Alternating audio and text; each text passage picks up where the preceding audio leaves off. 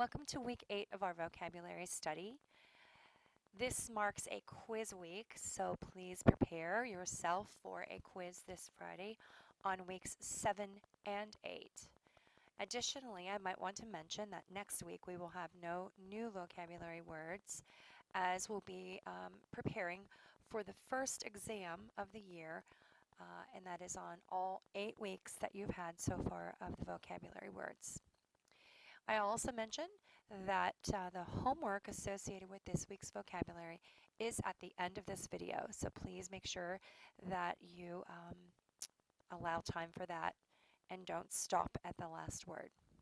All right, let's get started. We have all adjectives this week. Our first word is lavish, and this word can sometimes be used as a verb as well, but we are going to focus on the adjective form of lavish. And something that is lavish is very extravagant, excessive, often in cost or its elaborateness. And some people, it's depending on the perspective, might consider it wasteful. Let's say, for example, someone who has some money, that they're wealthy, and they have a garage full of Lamborghinis. You might say that they have lavish tastes in automobiles. Or someone who wears a lot of jewelry is dressed lavishly. And this is no joke here. Lavish and grandiose, this $25,000 a night hotel room in the Bahamas seems a little bit overindulgent in this economy. Yes, that room is $25,000 a night, which is incredible. So that would definitely be considered a lavish expense, and it's certainly a lavish accommodation. Our next word is callous. Someone who is callous is someone who is unfeeling, very cold-hearted and hard, and they're very insensitive. Not a very nice person, a very mean person is someone who is callous. When I see those commercials on TV with the sad music and the little doggy eyes looking up at you and the dogs and cats that are in shelters, I think of callous people. Callous, heartless people abandon their pets, and the innocent animals end up in shelters. Our next word is tedious, and something that is tedious is something that is tiresome, it's boring, it's dull, and I imagine that the first thing that comes to your mind is homework, housework, yard work, anything that it takes up time and seems to go on forever can be considered tedious. Sleepy and uninspired, Teddy found his homework too tedious and took a nap instead. I'll be honest with you, it looks like Teddy has a little bit too much homework there. No wonder he's tired. Our fourth word is vivacious. Actually, this word was mentioned in my third period class a couple weeks ago. So here I said we were going to have this word, and here we go. Vivacious describes a person who is lively, spirited, full of life. Notice that the forms that I've written here, a lot of these words, since they're adjectives, can be turned into different forms. Certainly adding an ly to most of them will give you an adverb, a word that can describe an action or another adjective or another adverb.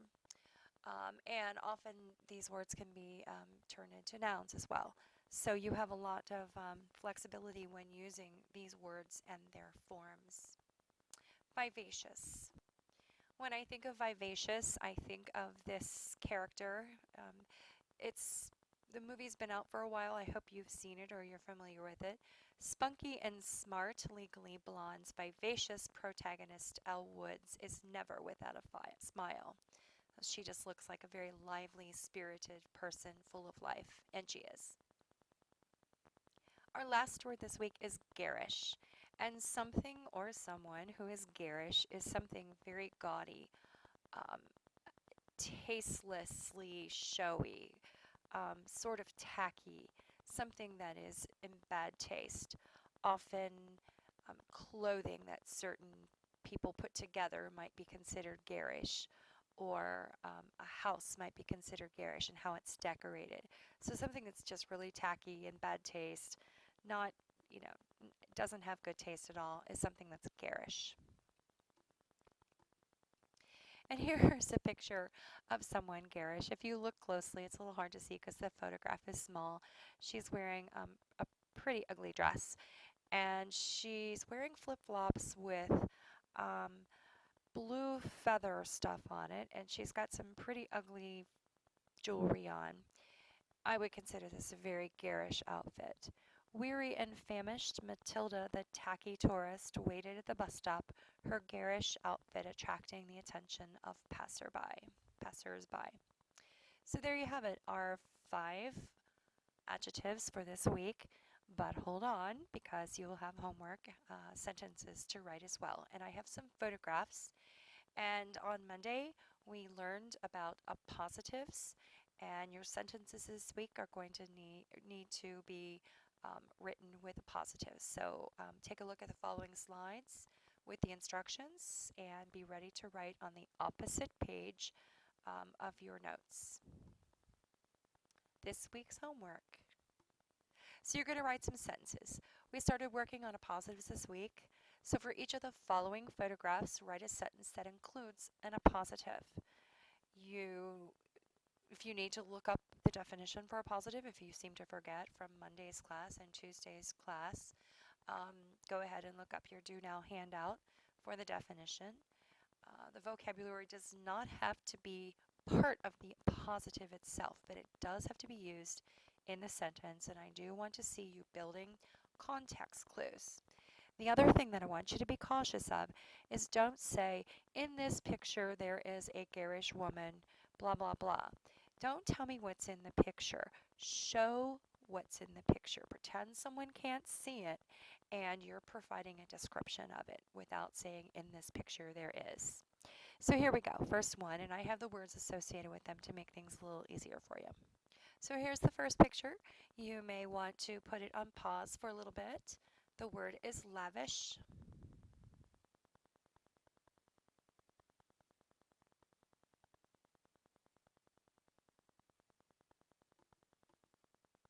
The second picture, for callous.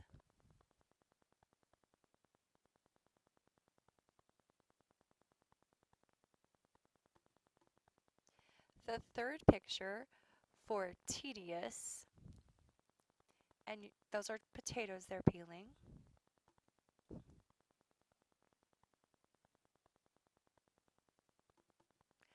The fourth picture, for vivacious. Go Bearcats. And finally, the fifth picture, for garish.